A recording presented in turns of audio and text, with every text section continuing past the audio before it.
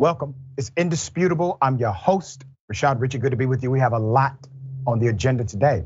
Breaking down news of the day, my contributor, A.B. Burns Tucker, host of I Am Legally Hype and law student, soon to be law graduate. Should be a fascinating breakdown. Top story of the day. Cop City, city of Atlanta, continue to face criticism. Chaos emerges when people are uninformed. They want you to think that Cop City is only opposed by individuals who are violent against the government. That is not true. As a matter of fact, the first protesters of Cop City that went directly to Atlanta City Council were members of clergy, activists, advocates, millennials, and others. College students have also joined that fight. You have environmentalists that don't want it. You have good governance people who do not want it. Millennials don't want it. Community does not want it. Preachers don't want Cop City. One preacher in particular, here it is. This Atlanta City Council. My name is Reverend Kiana Jones, and I stand here before you as a member of the Faith Coalition to Stop Cop City. And I'm looking at each one of your faces, and I really want to understand how it is that you asked people to vote for you and then ignored their voices. How it is that you feel okay with yourself lauding Abel Mabel, who had a lot to say about treating people right, who had a lot to say about the words of the Bible that many of you like to quote. Well, let me remind you of something. Be not deceived, for God is not mocked. That whatsoever a man soweth, that shall he also reap. So understand this, that the sins of the father will be visited on the children. It has happened time and again. So it may not happen to you, but what about your child? What about their children? What about their children's children's children? What will your legacy be? You so-called legacies of black misleadership sitting up here on this council. Let me tell you something. Representation is not enough when you don't represent the people who elected you. The people came out and spoke clearly. And let me go to the Bible one more again and say that we are here as clergy to cry loud and spare not. We are opening our mouths and crying with a loud voice to say that we don't want Cop City. I live in East Atlanta. I don't want Cop City. I got 5 black children. I don't want Cop City. I like breathing clean air. I don't want Cop City. I want to drink clean water. I don't want Cop City. I don't want Black Hawk helicopters landing around the corner from my house. I don't want Cop City. Reverend Kiana Jones, a remarkable young leader inside and outside of the faith context, had those striking words for members of Atlanta City Council. There's more. Here it is. I don't. My neighbors don't. My granny don't. She's been in her house almost 50 years, and you suckers will never get it through gentrification because we knew what to do. And Mary Norwood and the people of Buckhead, this will not be your trade-off. When are you going to stop dealing with the white supremacist infrastructure and dealing with the so-called black elites in Atlanta in your silent agreement that as long as they go along with the white establishment, they're going to keep them other N-words over there in control? Now, some people had issues with her language. I saw back and forth commentary about how she called members of the council sucker.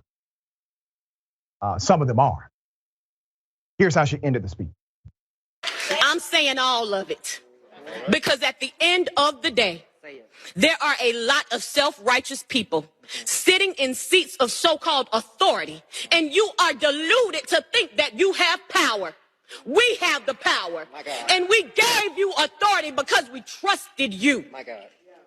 And shame on you, Dustin Hillis. I don't give a damn if you don't look at me one time, because you know what you have done, and you know you ain't worth the dirt up under your feet. But I tell you what, In the words of my granny, because I ain't got to lean on the Bible, Mary Kate Thomas is a strong woman and taught me to fight. In the words of my granny, you may not pay what you owe, but you will reap what you sow. Let's be very clear about the irony of this entire Cop City proposal. Nobody was checking for a Cop City development. Nobody was advocating for a Cop City development. And when I say this, I'm talking about community, members of the voting demographic of the city of Atlanta. So much so that during the previous Atlanta mayoral election that went into a runoff, this was not front and center as something that people would advocate for as if it was popular. They knew Cop City was not popular. The current mayor, Andre Dickens, inherited this development proposal and agreement. He was not the mayor that ushered it in. It was the previous mayor, Keisha Lance Bottoms. He's the mayor that oversees it today, though. Let's also highlight the nuances of what the cost has currently been. One dead person, environmentalist, questionable circumstances at least. No video evidence of what happened, even though they knew they were engaged in an operation that could cause combat. Nobody recorded it. Did not make sense. All of the drones flying on top of the Atlanta forest that this is proposed to be developed in, not one camera caught what happened. The narratives do not make sense to many, including myself. In addition to that, $90 million from the taxpayers in the city of Atlanta to develop, to build what is known as Cop City. They are literally creating a fake apartment complex in order to train cops how to run into an apartment complex, grab people out of it, or kill people if necessary. The irony is, much of the criminality side of the city of Atlanta is connected to crimes of survival, like homelessness. How about utilizing some of that bloviated budget and building a real apartment complex rather than a fake one? You see, these are the questions that activists and advocates and citizens have. Relevant questions. Opinions about the incoming Atlanta Public Safety Training Center, AKA Cop City, are not unanimous despite frequent coverage of protesters opposing the site they have come to call Cop City. In fact, members of both sides of the conversation came together at Atlanta City Hall to make sure voices were heard on Monday. We are opening our mouths and crying with a loud voice to say, we don't want Cop City, said Reverend Kiana Jones, who you just saw. I live in East Atlanta, I don't want Cop City. Now, we have always contextualized this dynamic as a citywide dynamic. But let's be very clear. The infrastructure, the actual development is not going to be in the entire city. It's going to be in a neighborhood, in a community. The community will be impacted, just as Reverend Jones laid out, by what? Black Hawk helicopters flying back and forth during the training. Gunshot all day. Maybe explosion, loudspeakers, sirens. That disrupts a community no matter who or where you are. There's a reason this was not proposed to be built in Buckhead, Atlanta. It never would have saw the light of day. There's more. Religious leaders of the community like Jones showed up to the meeting with dozens of others on the opposing end. They brought petitions with 8,000 signatures asking the city to halt construction in the area of the South River area in DeKalb County and warned they are in the fight for the long run. This will not blow over, said Will Harlan, another opposer. The current plan will heighten tensions and harm communities for decades. Atlanta police officers kept watch, both inside and outside City Hall. Who's the winner here? Who's really winning? You got to think about, there's no public sentiment, there's no public outcry, it's extremely controversial, there's no real buy-in from the community. Even members of the Atlanta City Council and some members of the DeKalb County government said clearly the community was not informed enough before this became a deal. Who's winning? The politicians are losing political capital. Community is outraged. There's already one dead individual. Activists have been activated. Who's winning? The one entity nobody's talking about. Who got the damn contract? The developers, getting almost $100 million. The reason why the police were there in the first place, the operation was to clear the area for who? Not for you, not for citizens, not for green space, but for developers, corporation. There's more. Meanwhile, the Atlanta police Chief Shearbaum, also appeared at the council meeting addressing the Atlanta City Council. He vowed to do whatever it takes to protect the site as well as citizens' right to protest peacefully. He strongly criticized agitators, most of whom traveled from outside states and even other countries to participate in a violent riot that broke out at the construction site Sunday evening.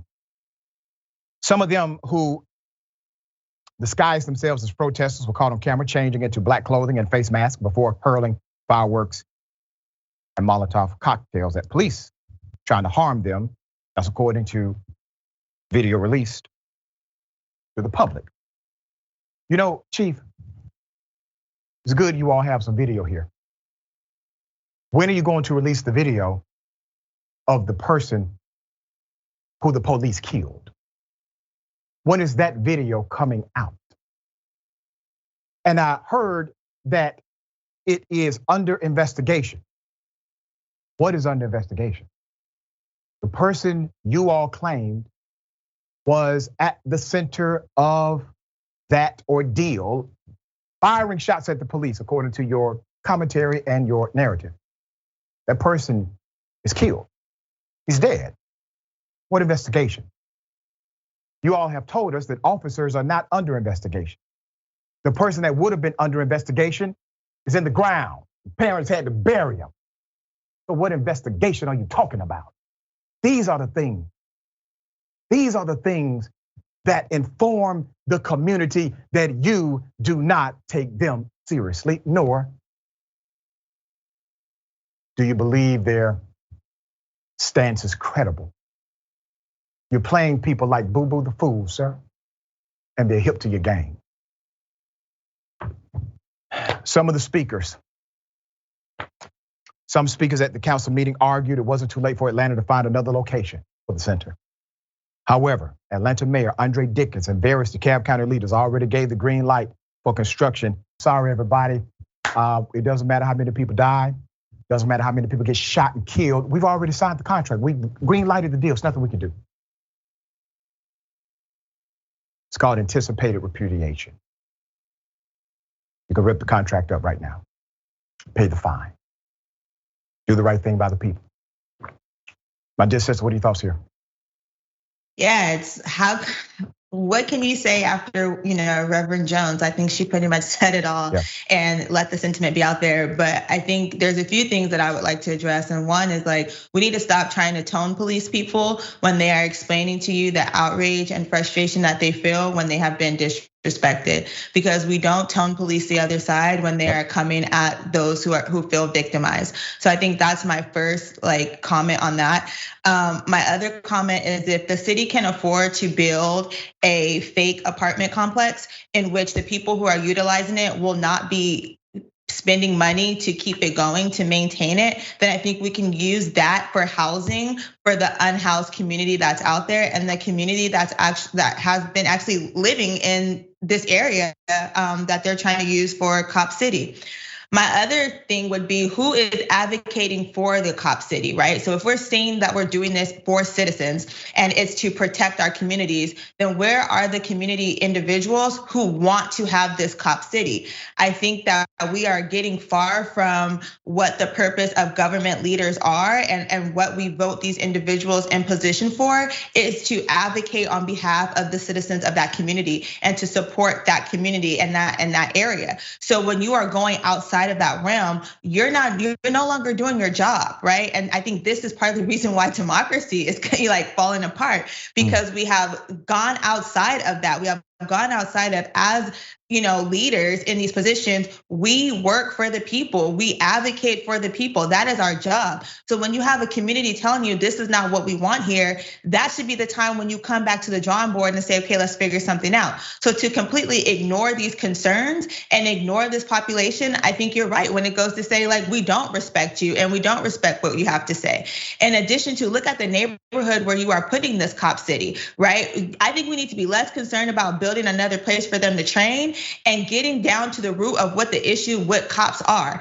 Y'all need to restructure that entire program when it comes to policing and policing in communities. Putting more cops in a community where cops are not welcome is not gonna solve any problems. It's gonna make it worse. And I think we have seen a prelude to that before the cop city even gets created. Very well said. To the elected officials who endorsed this program, it is not weak to say, I'm wrong. It is strong to admit you made a mistake. That is true strength of any leader. Some of you are saying to your families, I may have made a mistake. It's time to say it out loud.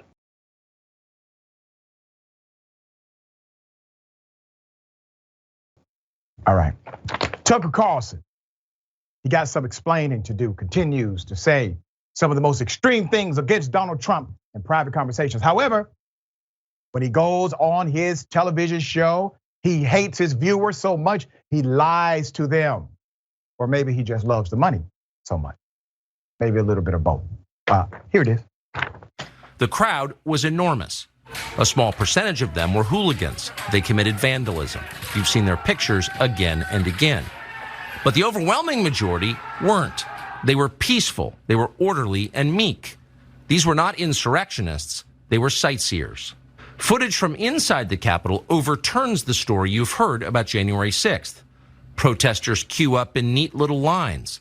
They give each other tours outside the Speaker's office. They take cheerful selfies and they smile. They're not destroying the Capitol. They obviously revere the Capitol. They're there because they believe the election was stolen from them. They believe in the system. Here's the man you've heard referred to as the QAnon shaman outside the Senate chamber. These are not rioters. These are people who wandered over from a political rally. Fascinating. The lies are so extreme that Mitch Muskow McConnell had to do a press conference and call out the reporting of fixed news. You have to tell some tall tales and long lies to get McConnell to say, wait a minute, now damn it, that's too far. Ladies and gentlemen, Tucker Carlson was given this footage by Speaker McCarthy, because McCarthy defies medical science every day by standing upright with no backbone. And this is an intentional redesign, redeveloping, and reframing of the entire historical context. What is history? His story. And that is what Tucker Carlson is engaged in right now. Pure rhetoric, but he's doing it to save his own ass. Why? Because all of these text messages that are coming out showing that he has disdain for his own viewers, that he never believed anything he said on that television screen. He is trying to win back the bigots because the bigots pay him money. You see, Tucker Carlson is the worst kind of hypocrite. He's not a Kool-Aid drinker. He refuses to drink the Kool-Aid. He just wants to make money off the fact that others do. Now, here's what really happened on January 6th.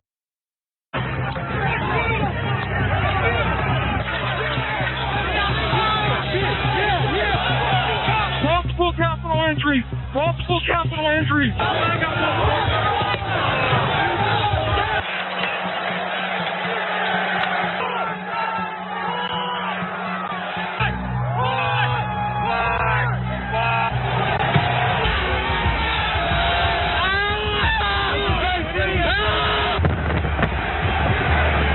There were officers on the ground. They were bleeding. They were throwing up.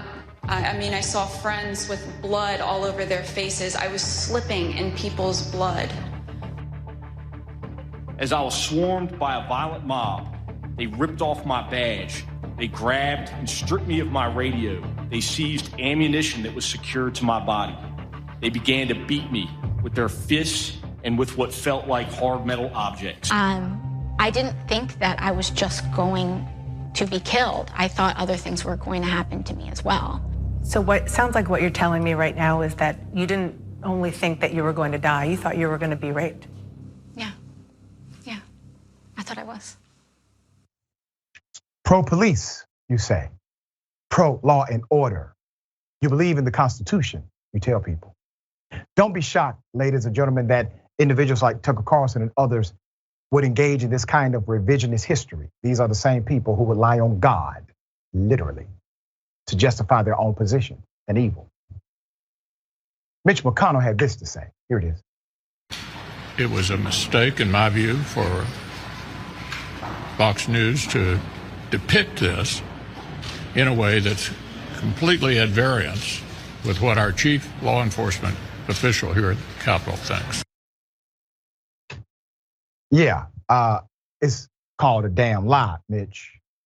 You should have been as forceful about your criticism of Fox News as you are about your criticism of people who say defund the police, perhaps. Now, the man who gave Tucker the footage, McCarthy, well, he had this to say. Tucker Carlson, last night he went on, said this was a mostly peaceful chaos, as he said. He downplayed Brian Sicknick's death, said it was not related to January 6th, said this was not an insurrection. Do you regret giving him this footage so he could whitewash the events of that day? No, I said at the very beginning, transparency. And so what I wanted to produce for everybody is exactly what I said, that people can actually look at it and see what's going on that day. So. Well, why for portrayal of what happened that day? Look, each person can come up with their own conclusion, but what I just want to make sure is I had transparency. Feckless leadership. The real speaker is Matt Gaetz. All right, now Tucker has something to say. Here's a little tuck. They're all on the same side. So it's actually not about left and right. It's not about Republican and Democrat. Here you have people with shared interests. The open borders people, the people like Mitch McConnell who are living in splendor on Chinese money.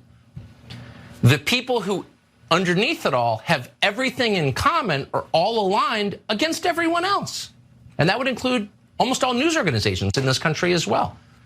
And so if you're watching this, it might be kind of interesting to keep a list. Because one thing we learned today is that they're all in agreement with each other. They kind of outed themselves. They sort of showed their membership cards and whatever club this is to the public. So keep a list. If you want to know who's actually aligned, despite the illusion of partisanship, we found out today. Your membership is showing too, sir. The KKK. Now, let me highlight an irony here. Let's put it up. So while Tucker Carlson basically brushes off all of his lies, he is the same person who said he hated Donald Trump. So it's funny he mentions alignment because 2 days before the violent January 6th insurrection terrorist attack, Tucker Carlson privately said that he hated Donald Trump. I hate him passionately, Carlson texted an unknown staffer. I blew up at Peter Navarro today in frustration. I actually like Peter, but I can't handle much more of this. He then added, we're all pretending we've got a lot to show for it. Because admitting what a disaster has been is too tough to digest. But come on. There isn't really an upside to Trump. In a text to one of his show's producers, as the Capitol riots rage, Carlson called Trump a demonic force and a destroyer. And then he hopped his manipulative, opportunistic ass on TV and represents a point of view contrary to the truth he knows. You see, Tucker, at this point, I would say, sir, search your soul. I don't think you have one any longer. AB, thoughts here? I'm so confused how you can fix your face to see 3 people in a hallway roaming around and say that this was the majority of the crowd that was being peaceful, and in the same scene see 50,000 people rushing a building, crawling over each other, like the violence and the chaos that is happening. The delusion happening right now at Fox News is astronomical to me. I'm so confused. Like y'all need to be telling these stories at the Disney Channel, because this is not real life at this point, right? Like, and the people who watch Fox News should be quite disrespected right now that you are watching the video of this happening, of what people did on the nation's capital, and the nerve of this news station to try to tell you contrary to what you could see with your own eyes. It just doesn't make sense.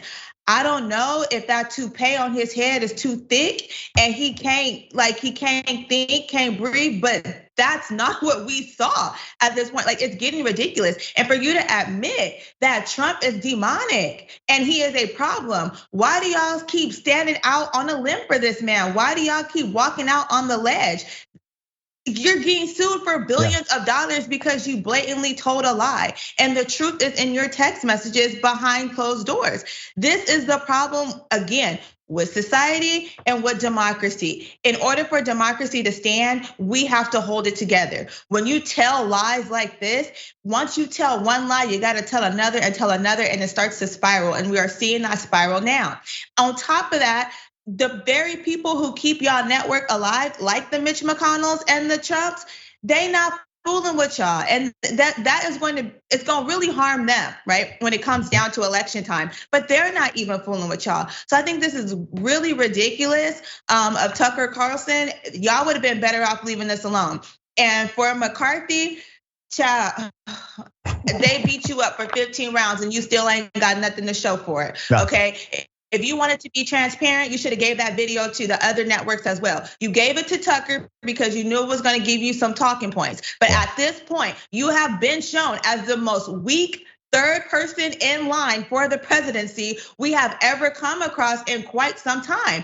You didn't even have the power to get the seat without giving over everything except for your dog's bowl of water, okay? You gave up everything you had to get that position, and now you are being disrespected in front of the American people and being shown how much of a fraud and a weak individual you are. And I pray to God that nothing ever happens, that you ever have to step foot as president, because we are doomed. Yeah, we're very close to it already.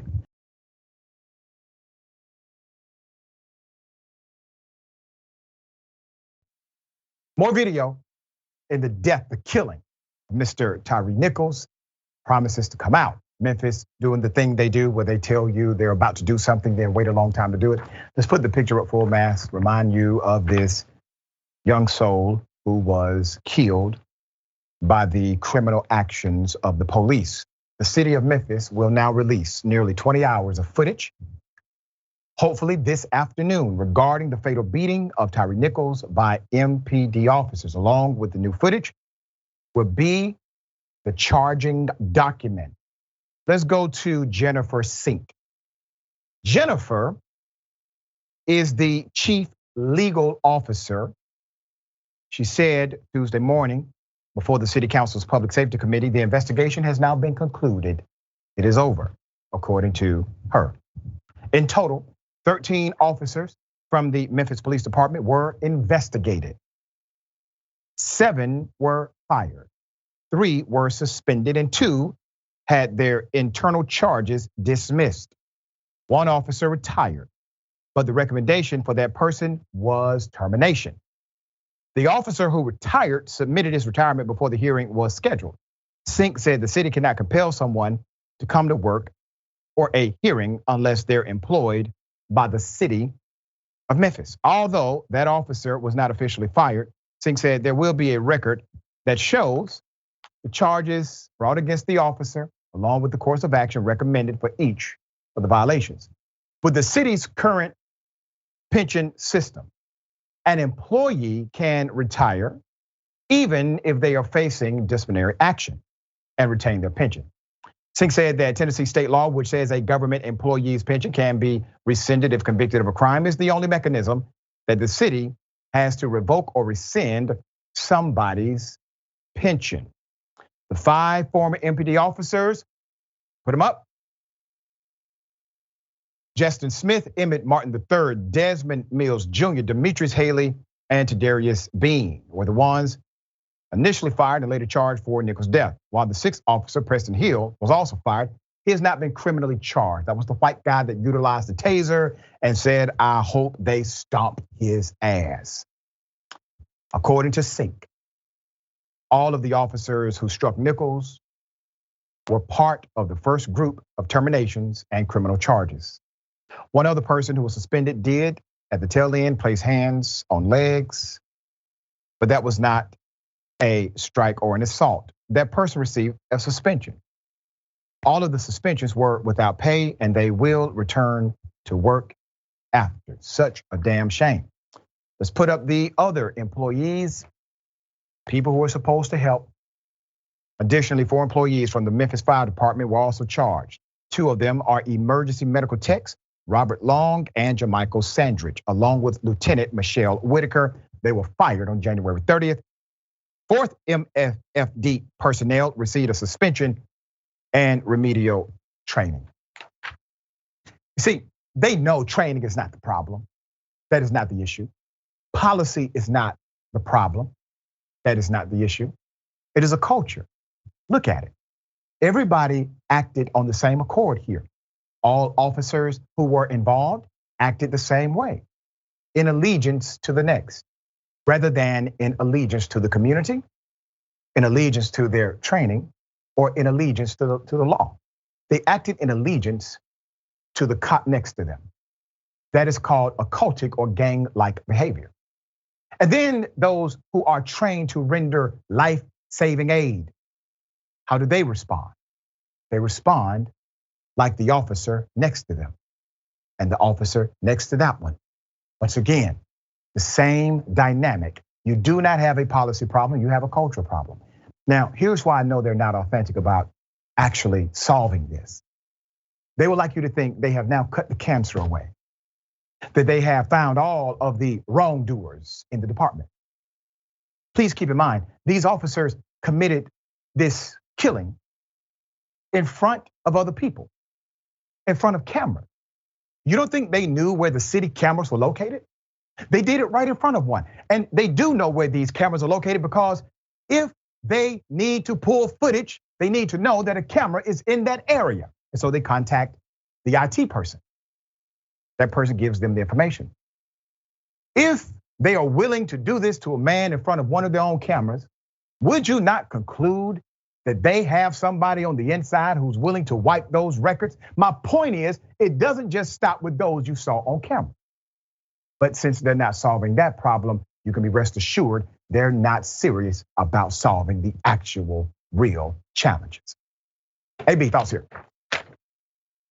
Yeah, there's a lot of issues with this. So first and foremost, I don't understand how the person who was holding down legs and stuff is not being accused of battery and assault if the victim was not supposed to be in custody in the first place, which is where the kidnapping charge came from. So I think that is very misleading and it's almost gaslighting. I think it's also unfortunate that the officer who retired, like the community, taxpayers are going to pay his salary, right? His retirement salary, which means this young man, the victim's parents, their tax dollars are going towards this former officer's salary after what they did, after their participation in this. I think that's wrong, and that's a policy that really needs to be considered and looked at. And I also don't think it's enough that it's on his record that he's been accused of a crime, because plenty of people have been accused of a crime. It's not until the conviction happens that it actually matters. So I think it needs to be on record of him being convicted, or at least being reprimanded for his potential participation, or his or her potential participation in this crime, because a crime occurred. We watched it. We just don't know which one they're going to be found guilty of. The other part about it is, this narrative going around that the EMTs are saying they were prevented from rendering aid by the officers. That goes to show a deeper level, right? Because whether these officers prevented them or tried to prevent them from rendering aid to Mr. Nichols, as EMTs, that is your job, is to save lives. So there should have been nothing that those police officers could have done that prevented you from doing your job. This man should still be alive today, period, at the end of the day. There's no reason. I don't care how fast he was driving. I don't care that whether he ignored the lights when they first came on or not. He should still be alive today. He should still be alive today, period. We're gonna bring you updates as they develop. We got more on the other side. It's Indisputable, stick and stay.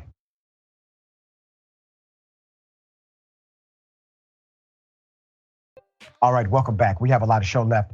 I'm pressed for time, but let me read a couple of these comments. Cookie Wilkins, thank you. Welcome to Indisputable. We appreciate your support. Nola Lady, welcome to Double Doser. We appreciate your support. Jeanette Villalona, member for 8 months. We appreciate your support. Hello, Dr. Richey, always good to be here and for always being the cheerleader for the unheard and underserved. Iron sharpens iron. We're all in this together. Thank you for your support. Donald James X, member for 9 months. Thank you. Turn on the sprinkler systems because Dr. Richey and AB are on fire. There you go. We all are, right? Got something for you, ladies and gentlemen. I wish a Karen would. You want to call the police on them for having a barbecue on a Sunday? I feel free! Back off! I'm going to tell them there's an African-American man threatening my life. What year is this, amigo? Are you okay?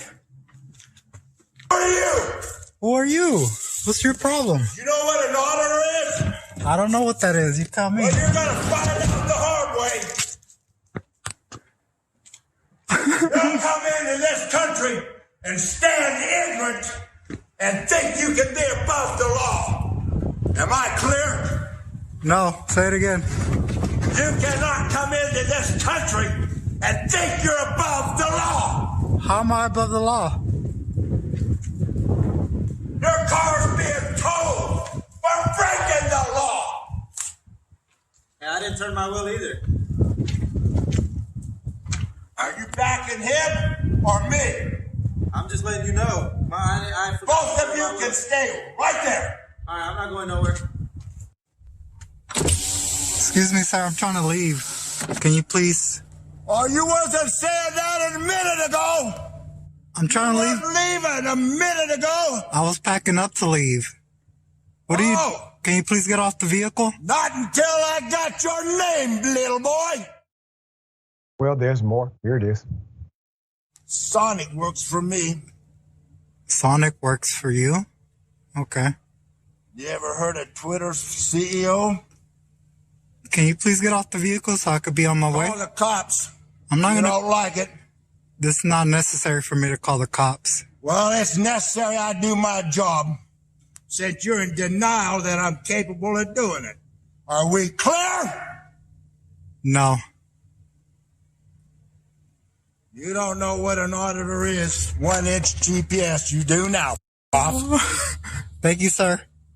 Thank you for keeping us safe. You know how close I was to a pistol shot to the head? No. To you and Nancy Pelosi. Do you know? Call the SWAT.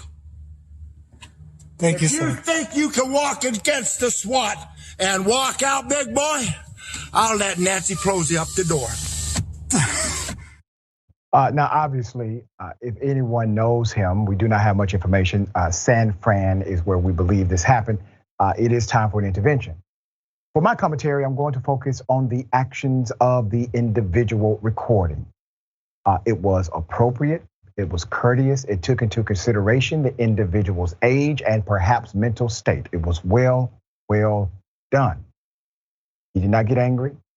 He did not have to call the police, even though somebody was being aggressive. He did not feel as if he needed to shoot someone. When the man said call the police, he said, it's not necessary for me to call the police. And it wasn't. All right, just thought it was a very good way to handle a situation like that. AB, thoughts here? Yeah, I feel for that old man. Something not right. He seemed to be stuck in, 1816 somewhere. the way he was carrying on. So I hope his family sees this and they get him the help he needs, because mental illness is scary. And luckily the person that he came in contact with was as calm and rational as he was. And he really tried to diffuse the situation, but I think that could have went left really quickly. And I just think it just either his old age or like mental health. But I hope his family or someone in his family will see this and know they need to go get their granddaddy, because he's not doing too well. He's not doing well at all. And big ups to the one who recorded and ensured that nothing dangerous was going to happen to him.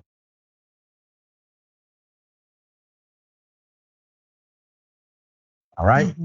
Okay. Unbelievable, but believable. Twitter bots are now saying, buy a gun if you use the N-word on social media. I kid you not. Let's put up the Twitter leader right now. According to Rolling Stone, Twitter bots are using the encrypted messaging app Telegram to sell guns across the platform against its terms of service. This comes after Elon Musk's Twitter takeover, where he announced he'd make cleaning up the bot a top priority. His strategies on that front have produced, at best, mixed results. Moreover, in recent months, some users have been plagued by a type of spam that directly violates Twitter policy: automated replies from accounts offering guns for sale. Now, let me show you how significant this is. Let's put up messages. The bots seem to be activated by specific keywords, often predominantly curse words, and especially the N-word. Here's an example of some bots and their responses with polls referring to weapons. Okay, Joe, I got cheap, clean poles for sale. Click the link in my bio. Poles means gun. Okay. If you need, utilizing symbols. Click the telly in my bio 247.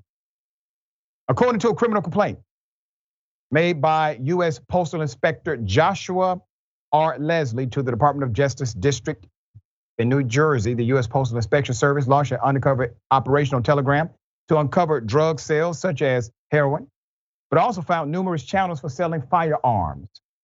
Starting in or around August 2020, USPIS began conducting an undercover operation on the social media platform Telegram. Several channels were identified as selling narcotics, including TMO drug menu, and I think this is Ill Feels drug menu, which advertised the sale of various types of illegal drugs, including heroin and pills. Law enforcement determined that Angelo Chavez was the administrator of the TMO drug menu and used to handle trap market official, and that the Philip Luevano was the administrator of the Fields drug menu. It used the handle The Illest. In addition to offering various drugs for sale, Chavez also advertised the sale of firearms on the trap market official Telegram page. There's more. Let's put her up. Some like Lindsay Nichols, policy director of the Giffords Law Center to Prevent Gun Violence, have speculated that bots are being used by law enforcement. Yes, law enforcement to entrap citizens and especially target Black communities. Dr. Jen Goldbeck, a professor at the University of Maryland College of Information Studies, had this to say, and I quote, that the way the bots operate is not random at all. She adds that they're clearly programmed to respond to something, probably variations on the N-word in these cases.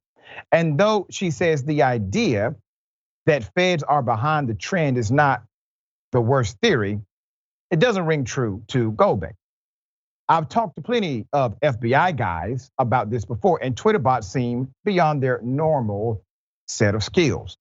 I do understand your position, Professor, but this is why it would be classified in a specialized department, because the average FBI agent would not be aware of how to do this, nor the programming mechanism that governs it. All right. Let's go to Dr. Liz. All right. However, Dr. Liz Rodwell, an assistant professor of digital media information and logistics technology at the University of Houston, says it's actually easy to produce these Twitter bots. And Dr. Kathleen Carley, a professor with the Institute for Software Research at Carnegie Mellon University, had this to say: there may be multiple motivations to sow dissension, to increase polarization, to encourage racial prejudice. All of these are achieved by these messages. Rolling Stone joined the Telegram channel the bots linked to and uncovered several messages promising sales of mostly semi-automatic Glock pistols for as low as $100, with pictures of US postal documents to confirm past deliveries. The sellers were claiming to have a gun shop in Virginia. The Telegram user advertised owning Beto's Gun Shop, a non-existent gun store, and copied the advertising of a real Bob's Gun Shop. Rolling Stone reached out to the owner, who was already aware of the Telegram user, and says it's totally a fake business and a phishing scam. He himself has been trying to shut it down to no avail. Policy Director Tyre Nichols also pointed out a nefarious and much larger problem with Telegram: the loophole in federal law that allows unlicensed sellers to sell guns without conducting background check emboldens bad actors. Indeed, even as a phishing scheme, the business relies on buyers believing that they surreptitiously purchase weapons over state lines and the internet or on the internet without getting caught. Nichols says the phenomenon highlights the need for a clear line of identifying when gun seller or a gun seller is required to be licensed, get a license, and conduct background check. So you may be wondering, well, how does this even work as far as interstate travel, the purchase of firearms? Obviously, a minor could do so under this particular framework. Well, conservatives in particular don't give a damn. They don't care. They will not present legislation to say, okay, we get it, at least this version of gun control is relevant. Anytime you attempt to make a common sense law to stop a disaster from happening as it relates to guns, they scream gun control. But keep this in mind. Yes, you do have the constitutional right to bear arms. You also have the constitutional right, freedom of speech. But that freedom is limited. In other words, you cannot utilize that speech in order to harm someone else. It has a limitation, a penalty, a repercussion. So when we have that restriction on speech, nobody says, well, that's speech control. We know it to be common sense. So why do we utilize the terminology gun control when it's simply a common sense approach to stop others from being harmed? AB, thoughts here? Yeah, my legal mind clicked in really fast, right? Because it goes to show where we're gonna go with litigation when it comes to bots and AI and stuff like that, because we're just giving them so much permission. Yep. And allowing them to almost it seemingly be free thinkers on the internet, right? And there's no way to prosecute or control this. So I think that's a big issue that we need to consider. In addition to looking at the target audience in this, right? When you look at the vernacular that is used in these tweets and information, there is a particular target audience.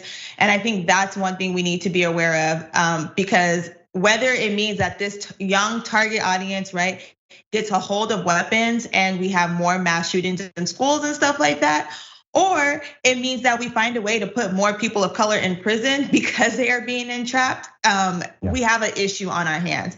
And so I absolutely agree that we need to be talking about the Second Amendment and putting some limitations on that, so that it's still safe to be a gun holder in this country, without opening up the floodgates to any and everybody and their mama, people who don't need to have guns in their hands, having guns in their hands.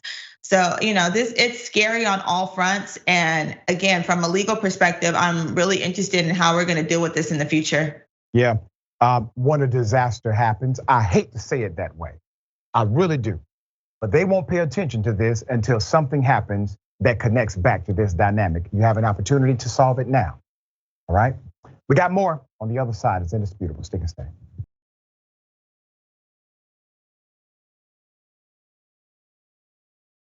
All right, welcome back. Don't have a lot of time. C. Michael Henson, I appreciate you. Mel Karen reminds me of Buford T. Justice from Smokey and the Bandit, Big Bark and No Bite. He did seem to be a character. Donald Trump's Bone Spurs, member for 7 months. Thank you so much. We appreciate you. And Mind Grifter, Bill O'Reilly cosplay gone wrong. Talking about the San Fran Mel Karen. All right. We have an exclusive update. Now, remember the school teacher was caught on camera by a student basically lecturing them and cursing them out at the same time. Well, that school teacher has returned back to the institution. Many parents are not happy. Let me remind you of the original video. Here it is. Society is trying to make you as soft as possible so that everybody feels good about themselves. Like if you're fat, whose fault is that? Yours. And I'll tell you that straight up. That's because of the things you put in your mouth. That ain't nobody forcing it down your throat. But everybody wants to be body positive. Let's celebrate fat people. Why? They're dying because they're fat. Yeah, y'all laugh. This is the truth. Again, don't care. You're fat. It can be genetic. That's a excuse. It can be genetic. Yeah. Guess what? My entire family's fat. I'm not. I'm one of the most in shape people around here. I do marathons. All my parents are fat. My parents are fat, and so is my brother. That's not genetics. Excuse. That's okay. That's fine. That's the mindset y'all have. Let's find the excuse. It's somebody else's fault. It's always somebody else's fault. I couldn't get to class, coach. Whatever. It's somebody else's fault. It's not your fault. Take responsibility for yourself. Okay? No one cares, especially when you come to my class. And y'all probably should understand that by now. We're almost 20 weeks into school. Some of y'all still don't understand how it operates. Some of y'all still don't understand if you just turn your work in, you'll pass this class. Okay? The people who do, you're like, yeah, it's easy. I don't see how you're failing. But I mean, there's over 50% of this class is failing. That's all it is. And that frustrates me as a person because I just feel like I'm wasting my time talking to a bunch of idiots who don't give. That's frustrating as a teacher. I wish I could be in my position. Never got heads up now because Coach Diffie's throwing the F-bomb out everywhere. Unprofessional. Derogatory. You know why over 50% of your class is failing, sir? Because you are not a decent educator. That is why. Educators do more than teach. The true art of education is motivation. Digging inside to dig inside. You don't inspire, sir. That is how you operate. Now, there are many who will say, what he's saying is true. We need more people to talk like that to this generation. Really? You want a teacher that calls your child an idiot? Or do you want someone who says, I know they call you an idiot, but you're not one. You're smart. As a matter of fact, you're a damn genius. And talk them up rather than talking them down. That school teacher has now returned to the classroom. Parents at the school have complained to the administrators, and here it is. You're wasting your time more importantly. It's not really mine. But I do appreciate those people. For you others clowns, dude, y'all go f yourselves, honestly. You're just wasting my time. You're wasting your time more importantly. It's not really mine. Let's put up the picture full mass. His name is Coach Mike Diffie. A student posted this profanity and demeaning language he utilized. He was speaking to classmates or his classroom, as students were involved in this conversation. Diffie has now returned to the school. His administrative leave is over. Parents are disappointed. After the incident, one person posted to Facebook about the teacher's alleged violent outburst. He said, and I quote, my son said, this is Coach Diffie.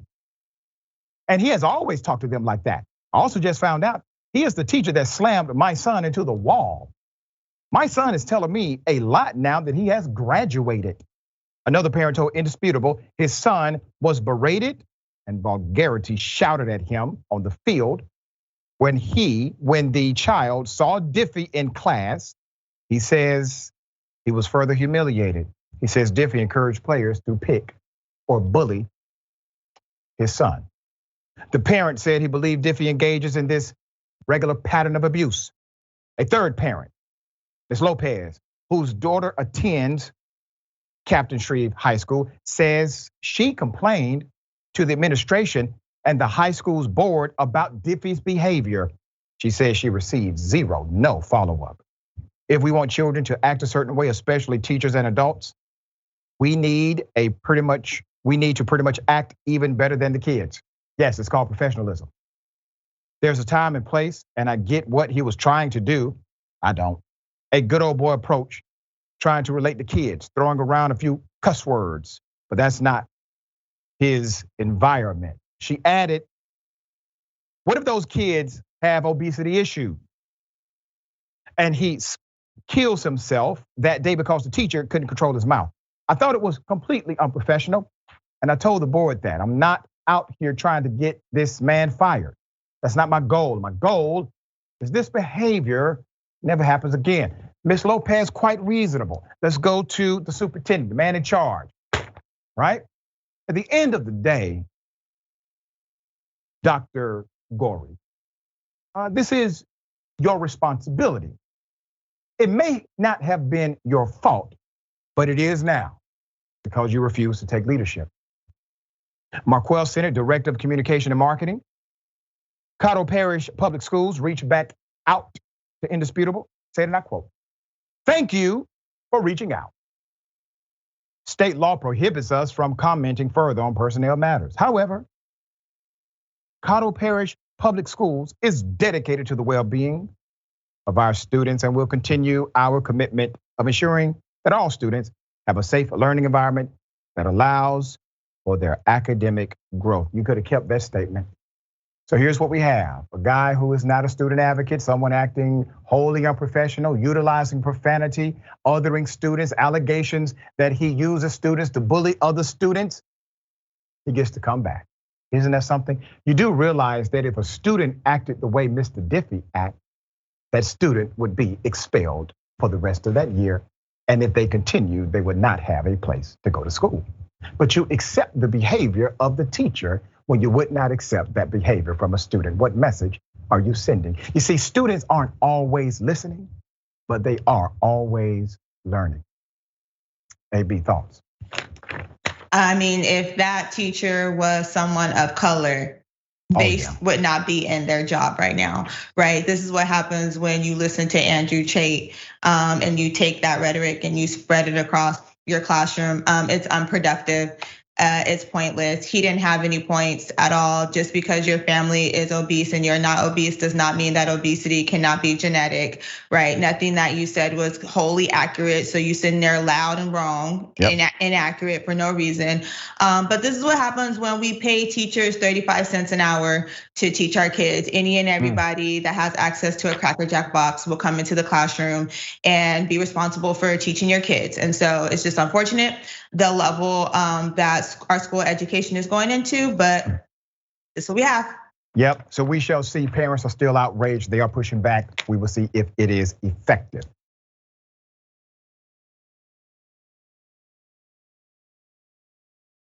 All right, a child has his finger broken by a teacher's aide. Let's actually go to the child's picture first, because this never should have happened. A child laying up in a hospital bed. Let me give you the background. Columbia, South Carolina mother is demanding Killian Elementary School leaders take action after she says a teacher's aide slammed a classroom door on her son's finger so hard he had to be taken to the hospital. The mother, who does not wish to be identified, says her 6-year-old son's finger is now broken and his arm is in a cast. Her son was in his special needs class when the incident happened. Now she is asking the teacher's aide to be removed immediately, looking to take legal action, and has petitioned for a restraining order against the aide. The child's mother says her son asked to be put in timeout because he was getting overwhelmed and needed to be by himself. The child was standing in the classroom doorway. That's a picture. The mother told WIS News 10, and I quote, "The teacher's aide went to the door, closed the door, and noticed something was stuck in the door and still slammed it closed. He said he did yell the first time. He ignored it and proceeded to close the door completely, which that's what broke his finger. She said school officials originally told her that her son just needed stitches. But when she arrived at the hospital, she learned it was much more. She said, he's in a cast right now. He's restricted now. He's already restricted because he has a rare condition. And he has a trachea in his G-tube, and now this. It's just too much. He's had to endure in his short lifespan. Her demands for the AIDS removal so far have fallen on deaf ears. Isn't that sad? That was actually mentioned to me that they're short-staffed is the reason. But short-staffed or short some children, which one? Because you won't have no children filling these schools because parents don't feel safe sending their children to school anymore. Put up the leadership. Okay. Now, there's a child who has been hospitalized by a teacher's aide. Parents' request was most reasonable. Remove her from the classroom.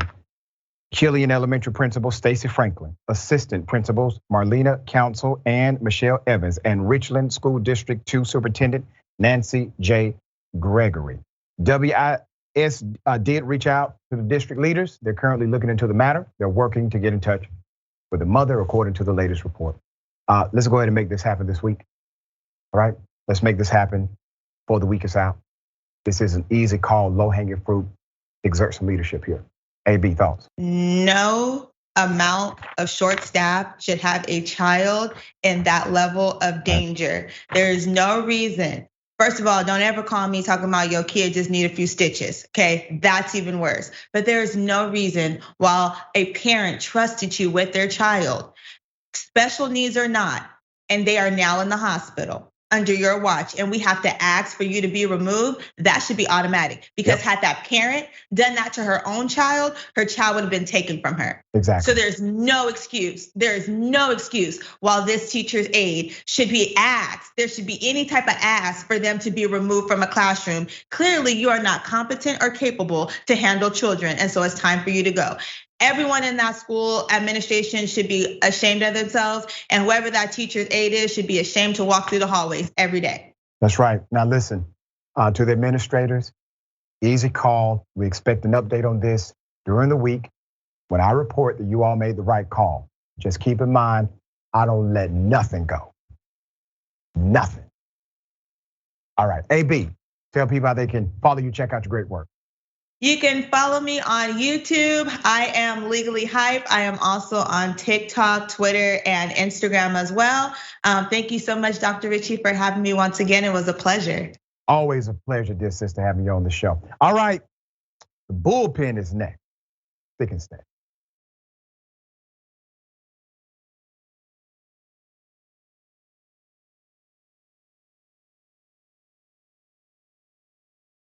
Welcome back. All right, let's get it. Ladies and gentlemen, welcome to the bullpen.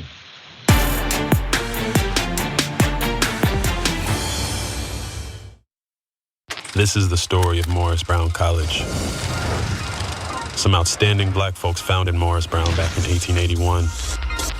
The first and only HBCU founded, owned, and operated by black people in all of Georgia. This is where Pulitzer Prize winners hit the books.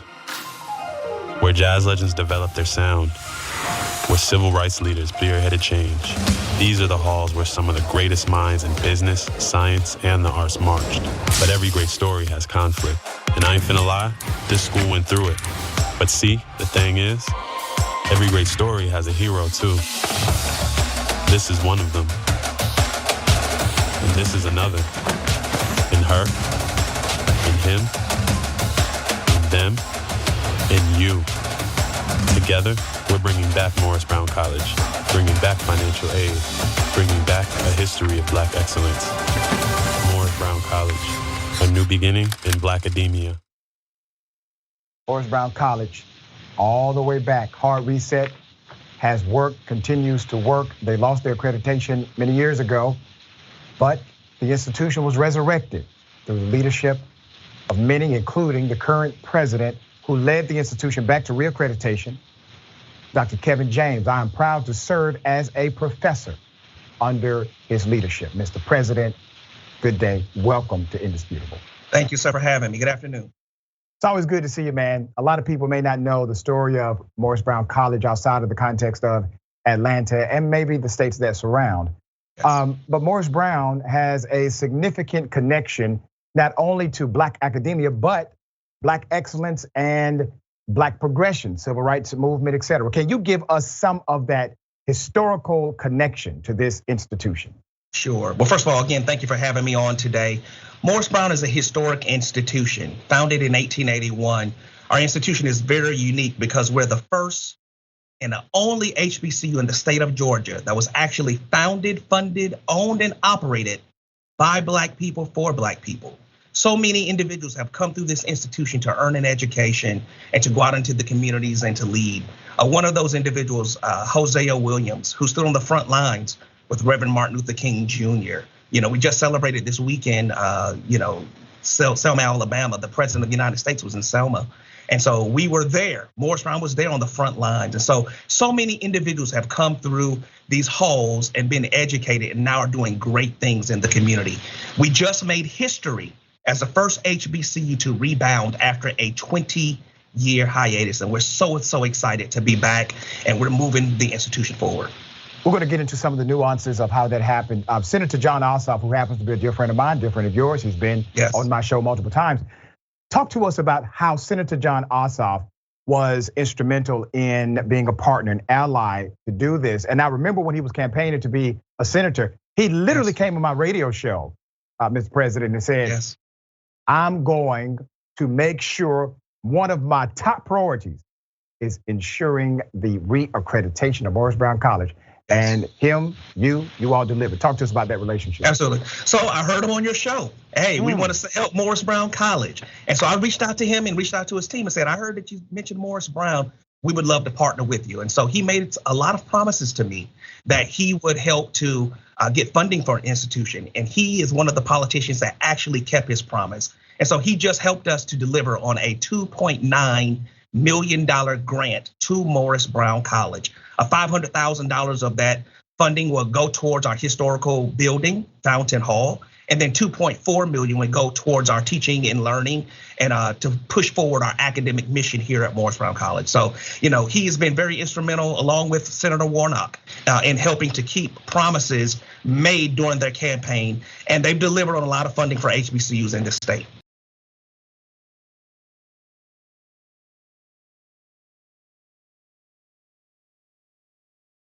Let's talk about the interesting dynamic of affordability. Yes. You know that I am a preacher of affordable education. Students at Morris Brown are very excited. Literally, I start back teaching next week for the cohort, and I'm already getting emails from students. So there's an excitement in the educational dynamic. But Morris Brown College is also one of the most affordable private colleges in all of America. Yes.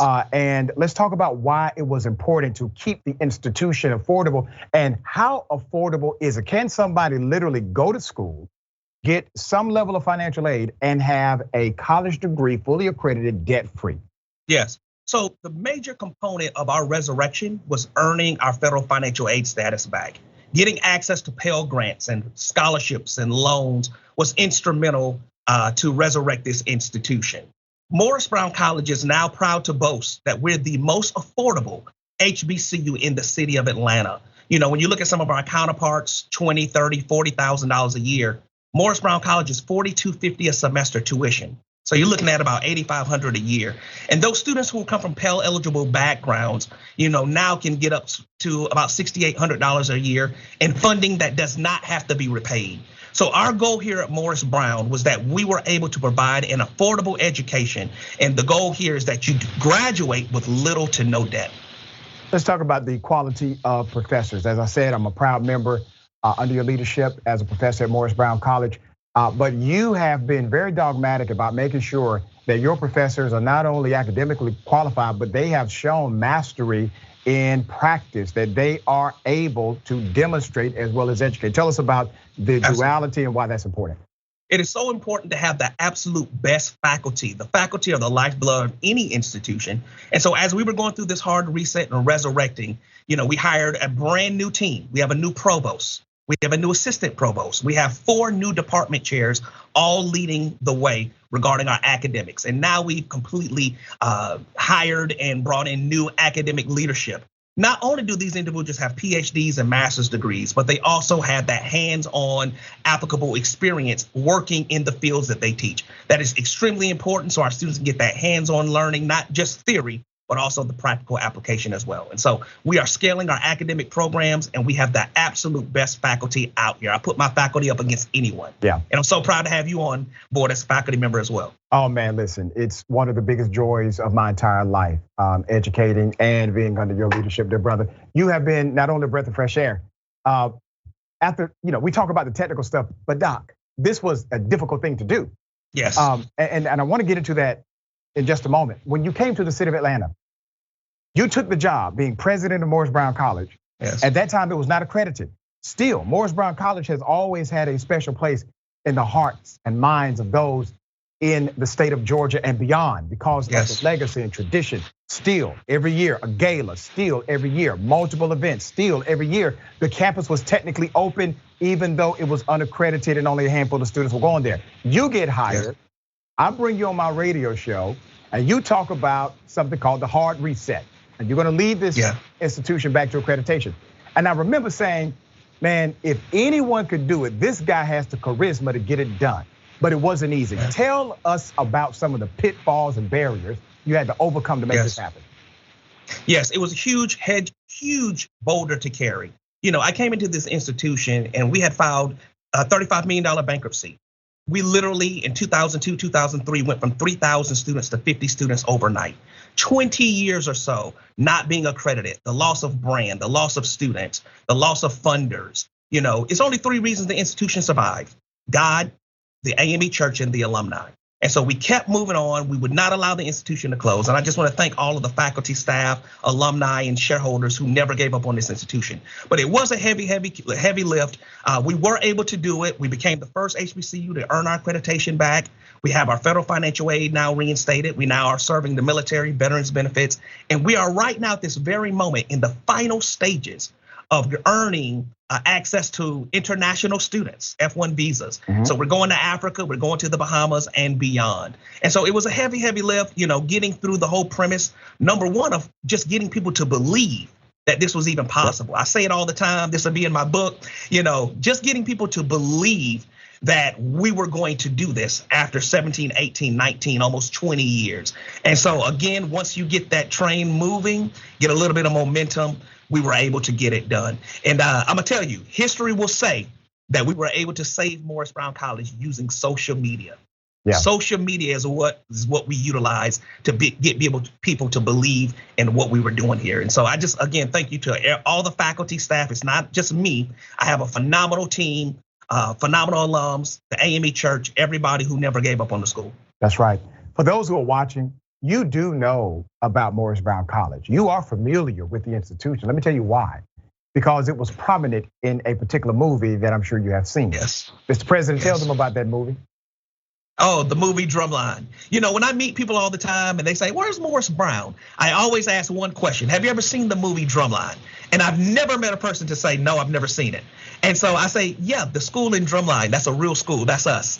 And they're just like, oh my God, I can't believe it. And so we're a household name around the country, around the world. People just don't know, but we are the featured movie in the movie Drumline. And not only that, we filmed a lot of movies here at Morris Brown College. Stomp the Yard, The Walking Dead was filmed here, and a lot of other movies as well.